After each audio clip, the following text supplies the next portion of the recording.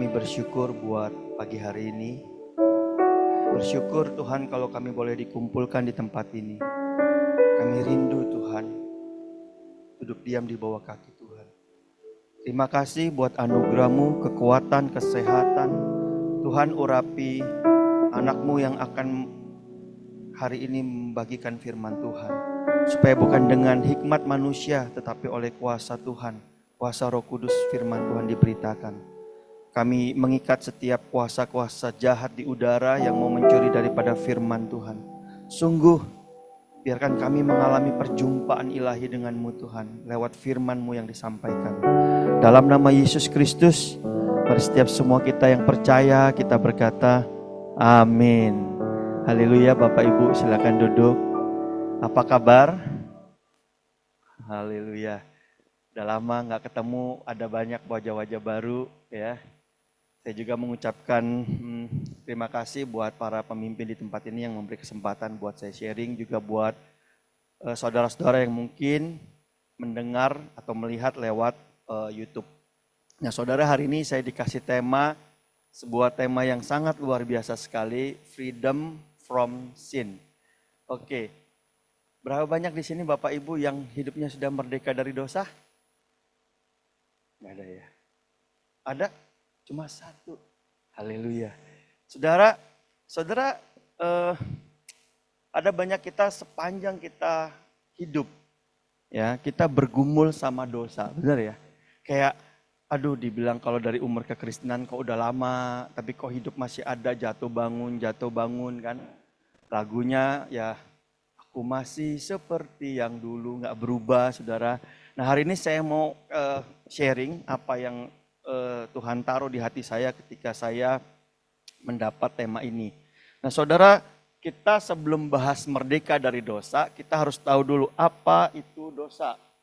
Dosa adalah, ini definisinya.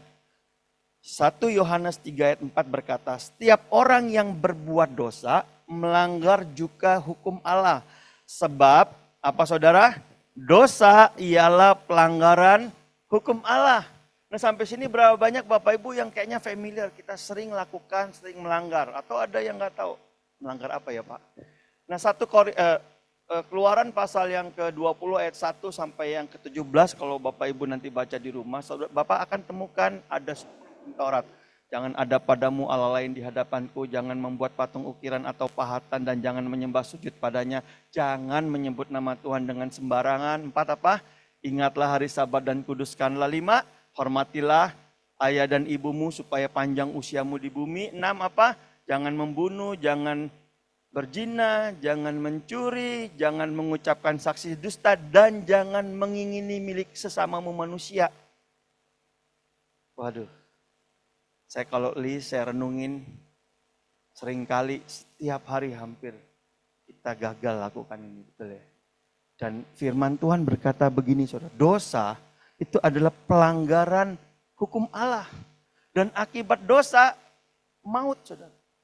Dan dosa itu nggak ada gede, nggak ada kecil di mata Tuhan sama.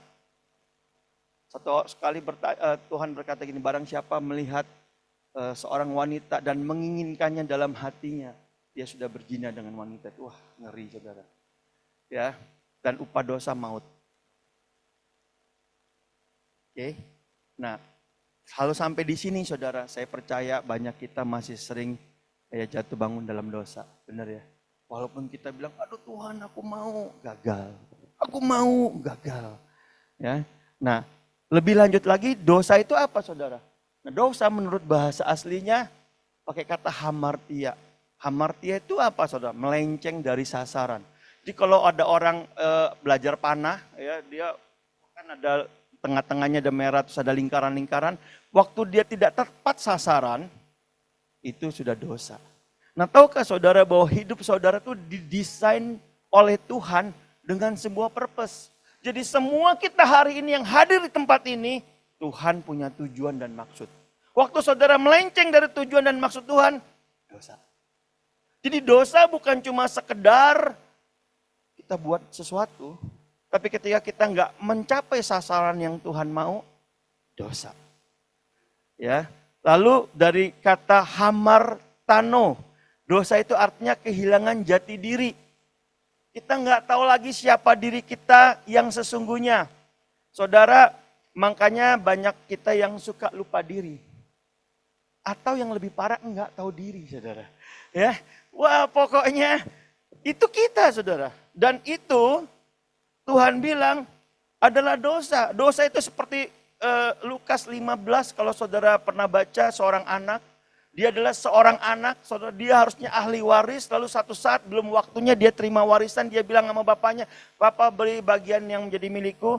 Lalu dia pergi ke negeri yang jauh, di sana dia foya-foya, dia habiskan uangnya, dia habiskan apa yang dia miliki untuk sesuatu yang memuaskan dirinya. Lalu ketika resesi ekonomi datang, dia habis sampai dia mau makan makanan babi, ampas babi, nggak dikasih.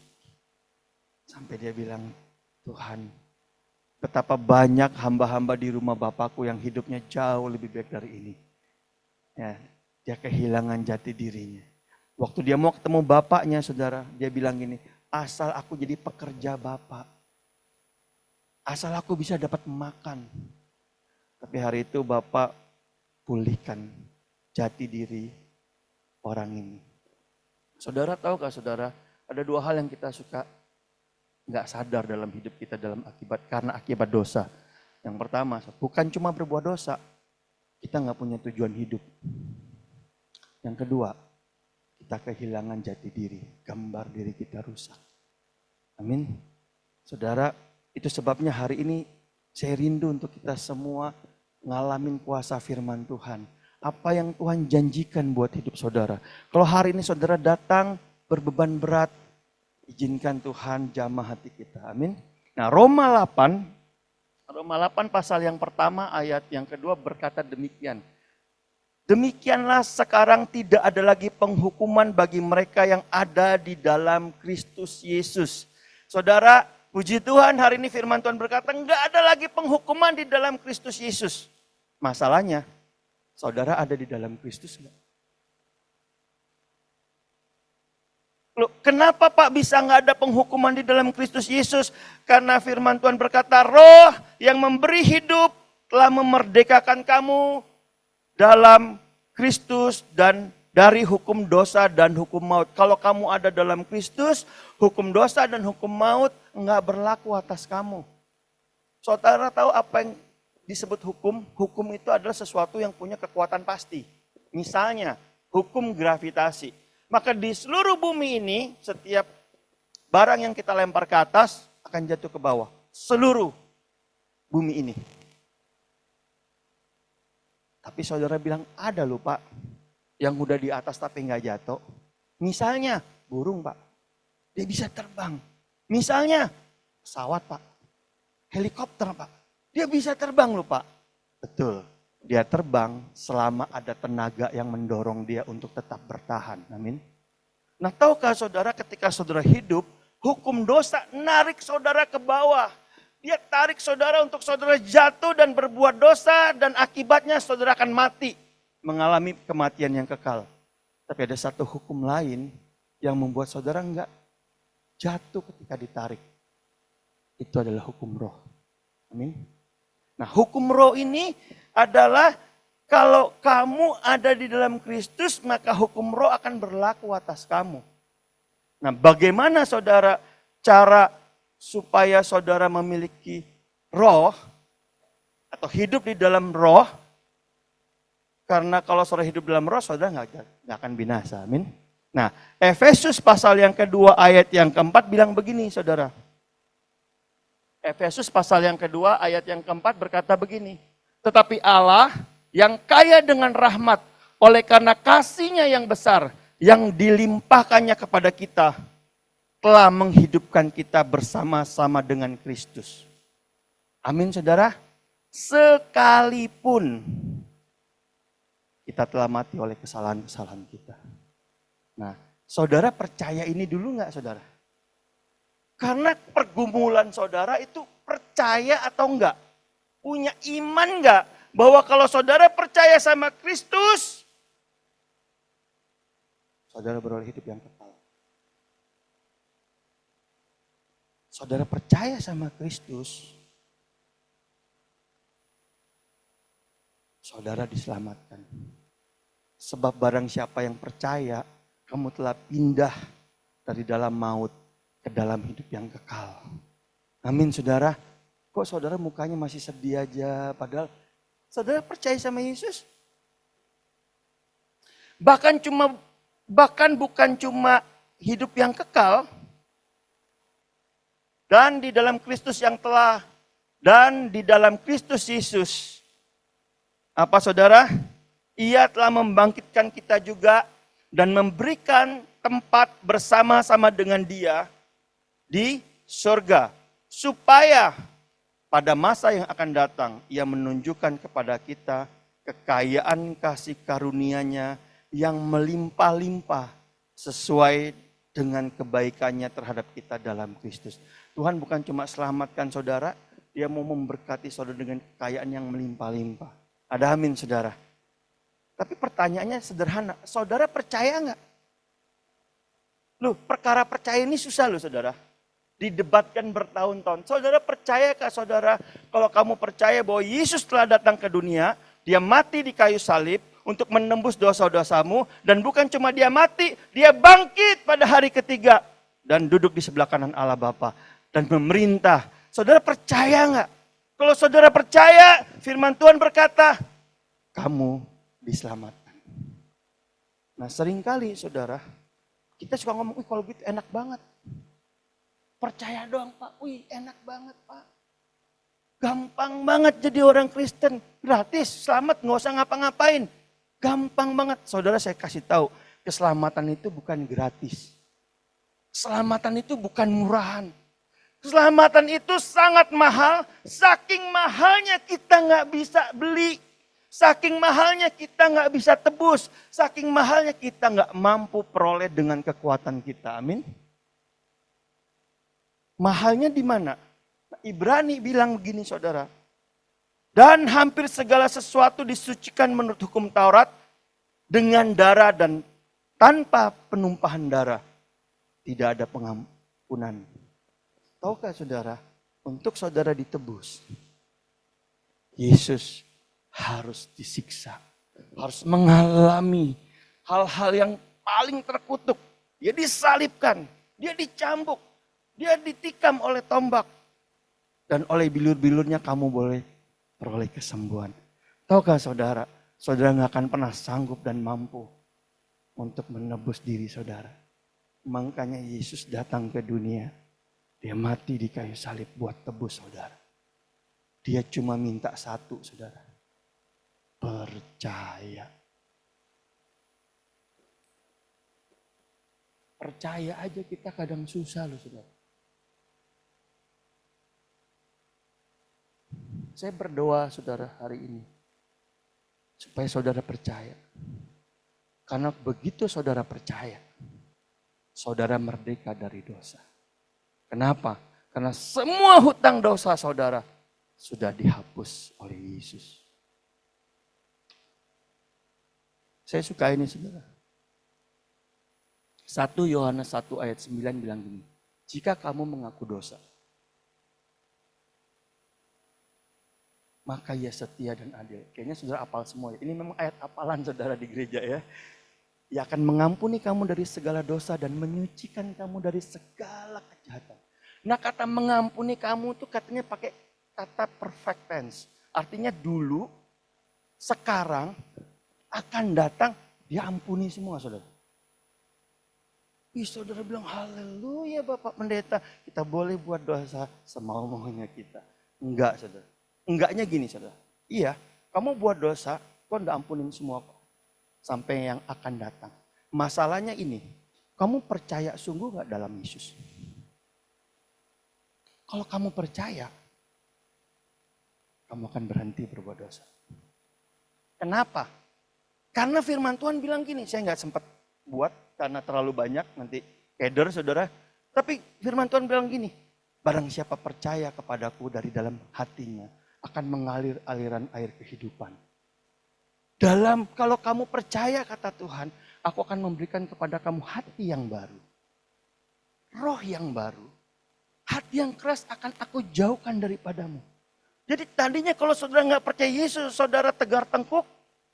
Waktu saudara percaya Yesus, nggak ngerti gimana, berubah. Saudara punya kehausan, punya kerinduan, pengen belajar lebih, pengen lagi. Saudara, saya ada membina satu orang, saudara. Kira-kira ke gereja udah mungkin 3 tahun. Selama 3 tahun itu dia rajin ke gereja, tapi juga rajin mempertanyakan Tuhan. Jadi kayak kalau Tuhan ada kenapa begini? Kalau Tuhan ada kenapa ada orang cacat? Kenapa ada orang susah? Kalau ada Tuhan kenapa Tuhan gak bikin simple aja? Kenapa Tuhan ribet banget? Saya bilang bukan Tuhan yang ribet, otak kamu yang gak nyampe. Terus dia bilang gini, firman Tuhan berkata, kalau kamu percaya, kamu berkata pada gunung dan gunung itu pindah. Saya percaya, jangankan gunung pindah. Saya dengar suara Tuhan kayak kakak aja gak bisa. Katanya. Saya baca aja gak ngerti. Gimana? Tapi kamu percaya katanya. Percaya tapi nggak berubah saudara. Satu kali saudara dia lagi mandi. Tiba-tiba di hatinya begitu kuat ada suara. Suaranya bilang gini, barang siapa percaya kepadaku, kamu telah pindah dari dalam maut ke dalam hidup. Dan ayat itu diulang-ulang saudara. Terus dia hari itu dia tiba-tiba nangis di telepon saya. Kak, aku teleponnya kenapa? Aku dapat ayat ini kayaknya berasa bunyi di hati aku gitu. Apakah Tuhan bicara? Aku masih belum pakai baju. Iya pakai baju dulu lah baru telepon. Ntar masuk angin. Wah, tapi sejak hari itu ada satu yang berubah saudara. Dia sungguh haus sama Tuhan. Dia ambil puasa. Dia bilang aku mau belajar kak. Aku mau baca firman Tuhan 30 pasal. Karena dibagi 40. Dia bilang nih, kalau dibagi 40 sehari harus baca 30 pasal. Itu kira-kira 8 jam. Saya bilang gini, ngerti gak? Ya gak apa-apa kak, aku mau baca, aku mau haus. Dan hari ini, waduh, hausnya luar biasa. Kenapa? Ngalamin kelahiran baru. Saudara hari ini masih punya kehausan gak? Saudara kalau orang lahir baru, saudara, waktu dia berbuat dosa atau jatuh dalam dosa, ada sesuatu di sini yang gak enak kalau gak diberesin. Bener gak? Saudara masih gitu. Kenapa saya bilang kalau kamu percaya, kamu bebas dari dosa. Karena percaya, yang sungguh-sungguh percaya, itu akan mereformasi hati, mentransformasi pikiran. Hati yang keras, Tuhan jauhkan. Tuhan akan memberi hati yang lembut. Dan Tuhan akan memberikan roh yang baru. Roh itu akan mengajarkan kamu tentang kebenaran. Amin saudara. Itu akan menuntun kamu kepada keselamatan. Nah, jadi kalau saudara percaya, lahir baru, pasti saudara akan mengalami pertobatan. Pasti. Tapi kalau saudara nggak bertobat, saudara percaya beneran nggak? Karena kalau saudara percaya, pasti lahir baru. Yang lama telah berlalu dan yang baru sudah datang. Amin. Nah, tapi dari sekian banyak, saya percaya bahwa secara de jure, saudara sudah dimerdekakan. Tapi saudara bilang ini, tapi kok itu masih jatuh dalam dosa ya? Dia kok masih jatuh bangun ya? Kenapa ya? Nah, secara de jure, secara hukum, saudara udah diselamatkan. Karena firman Allah nggak pernah berdusta. Tapi secara de facto saudara sedang dalam proses. Disucikan, dikuduskan, dilayakkan. Saudara untuk menjadi anak-anak Allah. Makanya, nah ini penting berikutnya. Dari sekian banyak faktor, saya pilih 3 yang paling hari ini saya sering temui saudara. Yang pertama saudaraku, identitas. Saudara pernah sadar nggak Yesus itu 3 kali dicobai di Lukas 4 dan di Matius 4 selalu bicara tentang identitas. Kalau kamu anak Allah, jadikan batu ini menjadi roti. Dengerin teman-teman Bapak Ibu, dalam perjalanan kekristenanmu, iblis akan selalu mempertanyakan identitasmu. Keyakinanmu akan identitasmu, jati dirimu menentukan langkah dan sikapmu. Makanya dia tanya, 1 Yohanes 2 ayat 12 berkata, aku menulis kepada kamu hai anak-anak. Yang pertama, sebab dosamu telah diampuni. Kalau saudara udah jadi orang Kristen lama sekalipun, ya, menentukan saudara di fase mana. Yang pertama kali fase yang paling dini itu fase anak. Fase anak tuh bicara gini, saudara firm nggak? Beriman nggak? Bahwa saudara dosanya sudah diampuni.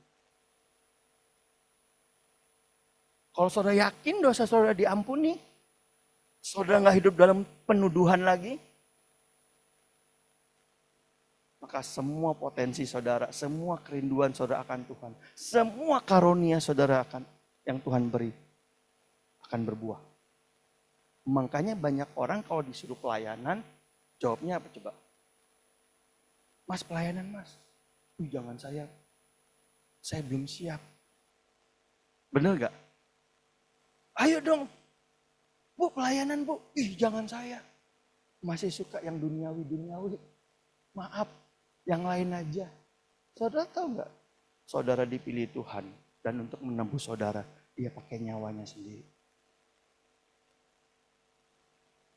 Apa kurang cukup darah Kristus buat saudara? Amin saudara. Nah, keyakinan saudara tentang pengampunan akan memicu banyak hal yang dahsyat dalam hidup saudara. Makanya saudara, kalau saudara, ini saya nggak ngerti, saya di keluarga sama anak, saya dalam kepemimpinan karena saya menggembalakan juga di APL lantai 27, kita ada komunitas sama kayak saudara. Kalau mereka ngaku dosa, terus kita doain, kita ampuni, kita terima, terus kita encourage, orang ini ngalamin percepatannya dahsyat dalam Tuhan. Tapi kalau kita judge, kita nilai, kamu kok, udah 3 bulan kamu gak berubah-berubah, gimana sih? Anjing aja dilatih bisa loh. Kamu kok gak bisa? Saudara besoknya datang lagi saudara. Saya temenin terus, ayo terus. Kak jatuh lagi kak. Boleh gak besok-besok kalau jangan laporan kalau udah jatuh. Baru mau jatuh laporan, boleh gak? Jadi kalau udah ada signal-signal kepengen, buka blue film, ya, pornografi, sebelum kamu jatuh, telepon dulu. Kalau udah jatuh, ya nasi udah jadi bubur. Tinggal dikasih ayamnya aja kan, ayam suwir, ditambahin yang lain-lain kan. Ayo bisa nggak? Bisa. Nah yang pertama harus tahu bahwa dosanya sudah diampuni. Tapi yang kedua saudaraku, dia bilang gini saudara. Aku menulis kepada kamu, hai anak-anak, karena kamu mengenal Bapa. Saudara tahukah saudara, kalau saudara masih nggak kenal Bapa, sekalipun saudara udah lama jam terbang dan usianya di dalam pelayanan, saudara tuh masih Kristen anak berarti. Karena di dalam pengenalan tuh saudara kepada Tuhan sebagai Bapa, saudara akan mendapatkan ketenangan. Saudara akan mendapatkan banyak hal. Saudara akan memiliki otoritas. Kenapa Yesus begitu berotoritas? Karena dia intim dengan Bapa. Anak tidak bisa melakukan apa-apa, tapi dia melihat Bapa. Dia tahu bahwa dia dan Bapa itu satu suara. Gimana? Karena dia kenal Bapa. Amin saudara. Tahukah saudara, saudara adalah anak-anak Allah. Yang amin cuma 2 orang. Yang lain, saya pernah loh 1 kali ketemu, tapi ini saya sedikit aja ya, karena waktu saya ketemu orang. Nah orang ini bilang gini, kalau Tuhan itu kayak Bapak, mending aku gak usah jadi orang Kristen. Karena ada kan lagunya seperti Bapak sayang sama anaknya. Kenapa saya bilang? Karena Bapak gue gak ada sayang-sayangnya. Gak ada sama sekali kak. Dimaki, dicaci, harus berprestasi. Harus memberi contoh buat yang lain. Harus begini, harus begitu. Kalau Tuhan kayak gitu, gue gak usah jadi orang Kristen. Sekali ada tentara, saudara, saya lagi ke Timika. Saya lagi khotbah, tentara saudara ingatin. dalam hati Tuhan. Ya, saya ngomong dia bikin tersinggung apa ini. Belum saya selesai, dia tinggal walk out saudara, keluar. Udah selesai, kita udah istirahat 3 jam, dia datang. Dia nangis, dia bilang gini, Bapak, orang timur ini, Bapak, bolehkah kita peluk Bapak? Boleh, peluk, dia nangis. Terus saya tanya kenapa? Bapak tahu kenapa saya jadi tentara? Karena papa saya polisi. Saya mau ngalahin papa saya. Bapak tahu kita kalau lagi salah, buat salah itu di rumah, kita diikat. Disabet pakai gesper. Pukul. Terus kadang-kadang kita dikasih air gula. Diikat di pohon, dikasih air gula. Saudara tahu dong yang semut-semut yang gede-gede, semut Papua tuh beda saudara sama semut Jakarta. Gede-gede. Jadi waktu masih kecil kan merinding kan. Papa tolong Papa, tolong Papa. Diam, anak laki kamu nangis ditabok. Pak. Wah pahit banget. Saya benci sama Papa. Dengan semua standar-standar dia. Tapi apa yang saya benci dari Papa saya lakukan ke anak saya. Makanya tadi waktu Bapak pendeta khotbah, saya pulang ke rumah, saya peluk anak saya nangis. Saya minta ampun. Saya udah salah. Tahukah saudara, kenapa kita sulit mengenal Bapak? Karena kita punya Bapak di rumah yang gak ideal. Gak ada Bapak yang kita pulang dari kerja, kita sekolah. Pak, pulang. Papa jawabnya? Pak, makan. Pak pergi. Kapan Papa ngomongnya lebih banyak? Pak minta duit. Duit lagi. Papa tuh cari uang susah. Kamu kalau kuliah sekolah yang benar. Jangan bikin malu Papa. Cari uang tuh sulit. Kamu harus hargai. Ya Pak. Oke Pak pergi. Jadi ini anak waktu dia bertobat dia nyanyi saudaraku. Bapakku yang baik. Diimajinasiin Bapak di surga cuma ngomong Iya kan? Nggak bisa intim. Ngeri. Orang yang kayak gini sudah waktu dia bertobat, dia ke gereja, dia mau lakukan pelayanan banyak, achievement demi achievement, cuma satu. Supaya dapat penghargaan dari Bapak. Tahukah saudara, Bapak di surga terima saudara tanpa syarat. Sekalipun kau gagal, dia terima engkau, dia peluk engkau, dia kasih engkau otoritas. Makanya saudara dengar baik-baik. Belajar kenal Bapa di surga. Lukas 15 itu ngegambarin Bapa dengan sangat sempurna, saudara. Kalau saudara firm dalam identitasmu, kamu tahu kamu udah diampuni, kamu tahu kamu punya Bapa yang mengasihi, maka nggak ada satupun kuasa yang bisa menahan otoritas turun atas hidupmu. Yesus lakukan ini. Di 2 kali dicoba, dia bilang, kalau kau anak Allah, buktiin. Lompat coba dari bait suci. Karena ada tertulis, kalau kamu melompat, malaikat akan menantang. Tapi Yesus bilang jangan mencobai Tuhan Allahmu. Kenapa Yesus nggak bisa dicobai? Karena dia kenal Bapa. Dia nggak perlu nunjukin lagi kalau dia punya Bapa. Dia nggak perlu nunjukin lagi kalau dia anak. Sementara kita, wah kita cari identitas. Kita cari penghargaan dari dunia. Kita cari status. Kita cari posisi. Supaya apa? Kita supaya lebih rasa berharga. Makanya kekristenan kita terhambat dalam pertumbuhan. Amin. Jadi saya berdoa saudara ngalamin ini. Ada 7 gambar Bapak, tapi pasti nggak cukup waktunya. Ada 7. Bapak gampangan, Bapak otoriter, Bapak ingkar janji, ya, Bapak yang gagal. Oh banyak, ada 7. Dan itu memberi dampak buat hidup kita. Kalau saudara punya Bapak gampangan, hidup saudara tanpa aturan. Saudara sangat tidak terstruktur. Kalau Bapak otoriter, saudara tidak berani ngambil keputusan. Saudara takut salah. Ya waduh pokoknya saudara sangat takut tertolak. Kalau Bapak dengan kasih bersyarat, saudara akan memberi syarat. Keberhargaan saudara adalah kalau saudara udah bisa achieve ini, dan sebagainya. Jadi saya berdoa saudara, tahuilah bahwa kamu sudah diampuni. Kamu adalah anak. Anak, Tuhan bilang gini, orang-orang di dunia mencari makanan, minuman, pakaian. Tapi Bapamu tahu apa yang kamu perlu. Artinya, Bapamu protect kamu dari semua kebutuhan kamu. tapi bukan keinginan, kebutuhan. Karena keinginanmu nggak membawa kamu lebih baik, saudara.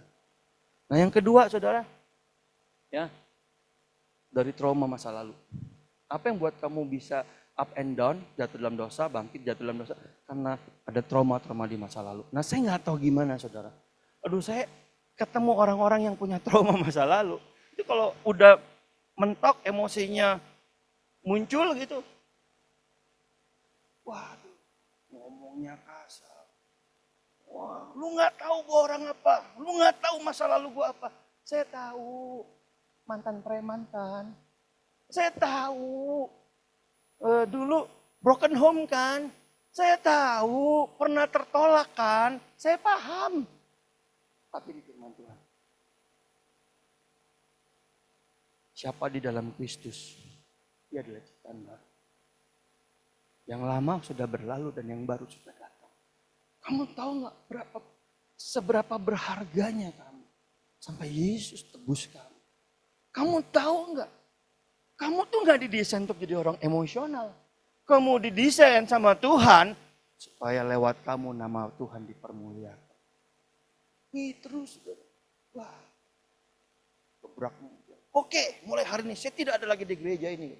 Wih, galak, saudara, badannya gemuk. Saya gemuk, dia lebih gemuk lagi. Ya udah, keluar. 1 bulan, balik lagi. Bapak, maaf, saya emosi. Tolong saya diterima lagi. Saya bilang, saya terima kamu, saya udah maafin kamu. Tapi kamu tahu nggak kalau kamu kayak gini terus, kamu sadar kamu minta maaf. Setelah kamu mengeluarkan semua emosi kamu, kamu pelepasan, orang kemasukan. Pahit, terluka, nggak bisa tidur. Ya kan, bener dan ngomongnya kan kasar. Gitu.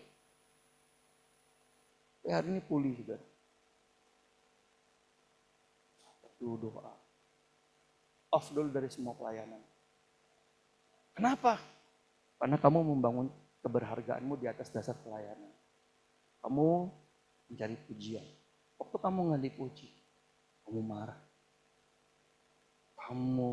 Dan ketika kamu dibilangin salah kamu apa, kamu selalu kayak playing victim. Iya, aku begini karena masa laluku begitu. Aku begini karena orang tuaku begitu. Terus aku bilang gini, kalau kamu main playing victim, kamu nggak akan pernah berubah. Karena itu nggak menyelesaikan masalah. Tapi ini yang kamu harus perlu tahu bahwa di dalam Kristus kamu ciptaan baru, sungguh.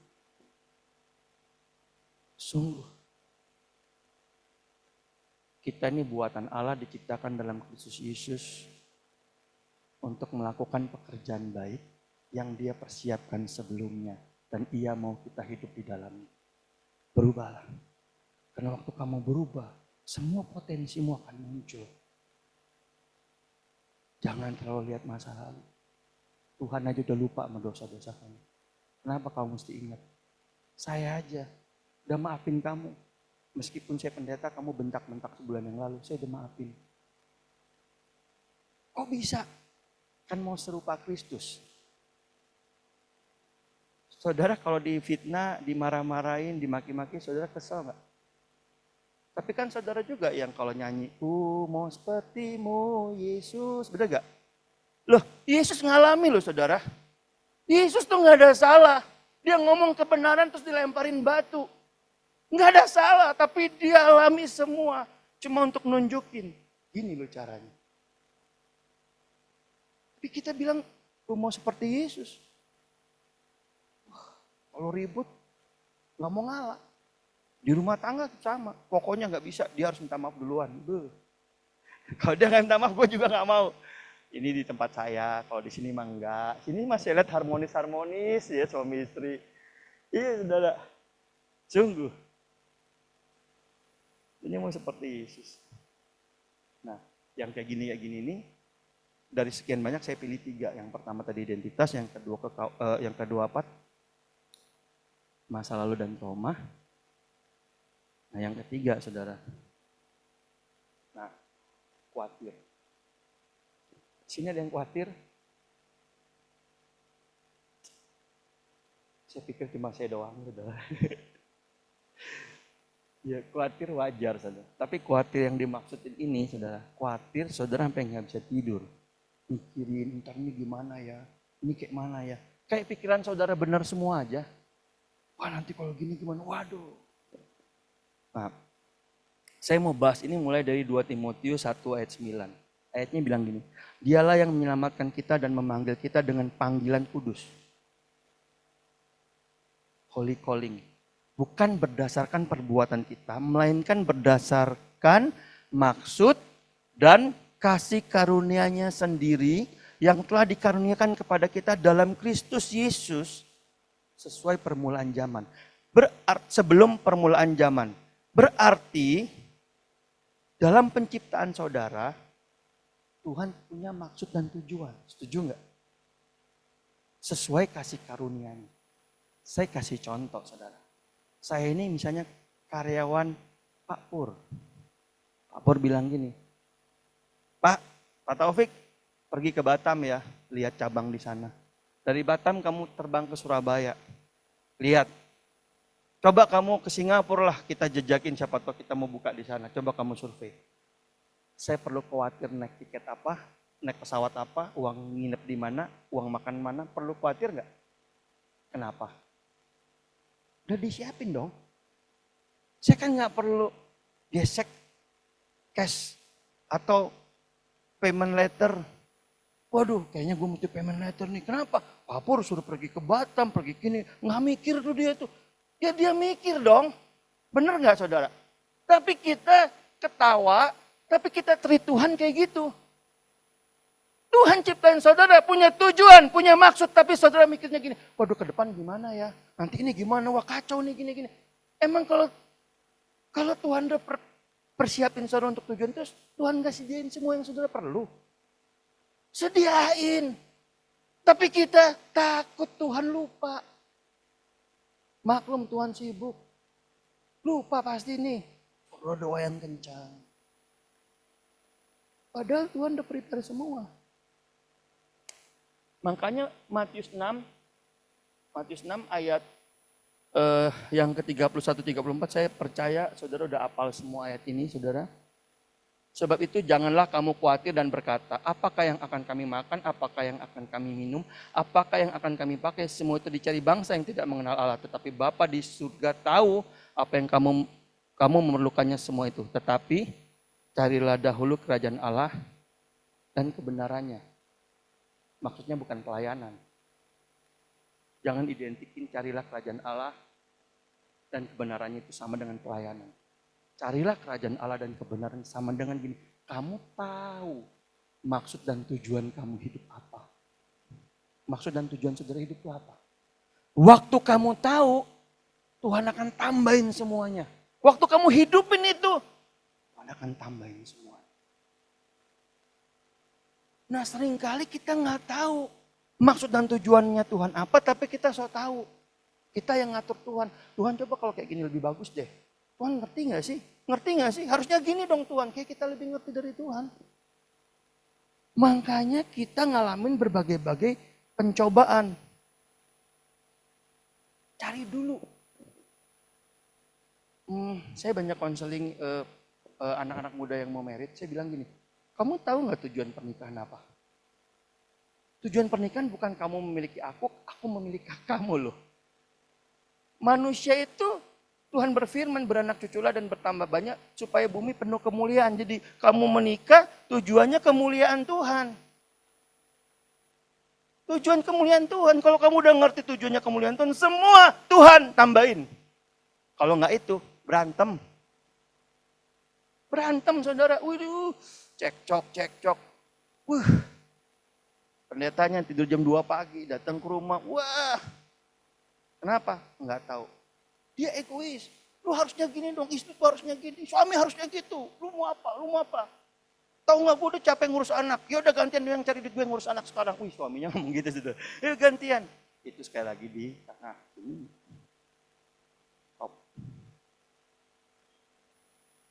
Tapi ketika saudara tahu bahwa tujuan pernikahan adalah kemuliaan Tuhan. Waktu konflik aja, kita duluan minta maaf ya enggak? Karena kita lagi mau belajar memuliakan Tuhan lewat semua pergumulan, semua persoalan. Kita sedang mau mengangkat Kristus tinggi-tinggi. Amin saudara. Nah, kalau saudara tujuannya nggak ke situ saudara. Kalau saudara tujuannya nggak ke situ, bukan kemuliaan Tuhan, bukan kerajaan Allah, yang saudara muncul adalah kekhawatiran. Ya, ini ayat terakhir, ya. Nah, saya terlalu cepat ngambil ke ayat ini, tapi saya mau bacain ayat sebelumnya. Ayatnya bilang gini, memang ibadah itu kalau disertai rasa cukup memberikan keuntungan besar. Sebab kita tidak membawa sesuatu apa ke dalam dunia, dan kita pun tidak dapat membawa apa-apa keluar. Asal ada makanan dan pakaian cukuplah. Amin saudara. Tuhan ngasih tahu lewat ayat ini, hidup kamu itu di sini cuma ya sebentar, praktek doang. Nanti kekalnya di surga. Jadi di sini cuma untuk tunjukin dedikasi, nilai-nilai, komitmen bahwa nilai-nilai kamu sama dengan nilai-nilai kerajaan Allah. Amin. Nanti hidup yang sesungguhnya, kelimpahan yang sesungguhnya, anugerah kekayaan yang sesungguhnya, waktu saudara ada di surga. Tapi seringkali kita salah. Yang utama bukan Tuhannya, kekayaannya, asetnya. Amin.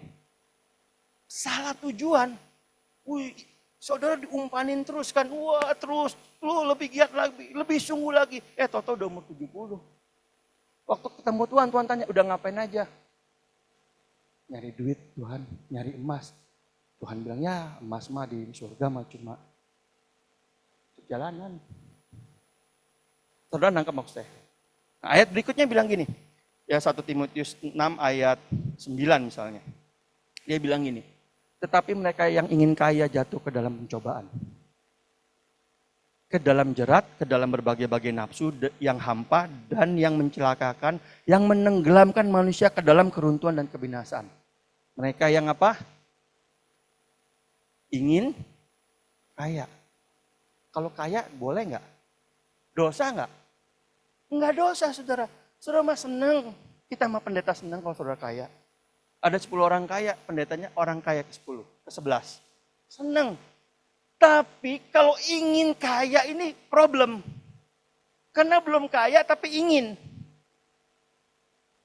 Paham ya? Kalau saudara dalam proses bekerja diberkati dan jadi kaya, puji Tuhan, jadilah berkat. Tapi kalau saudara belum kaya, ingin kaya, lalu karena keinginan saudara kaya ini, saudara bisa lakukan banyak hal, pinjol lah, judi lah, apalah. Wah, habis saudara. Karena semuanya butuh proses, nggak ada shortcut menuju kekayaan. Ada, saudara nggak mampu handle kekayaan yang saudara peroleh membawa saudara hancur. Saya punya teman, hidupnya susah.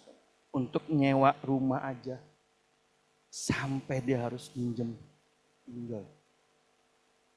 Karena dia harus nanggung orang tuanya. Orang tuanya pinjem duit kemana-mana. Buat apa? Kegenting. Siapa tahu hoki katanya. Pinjam 50, pinjam 100, pinjam 100. Sampai semua saudara gak ada yang mau pinjemin.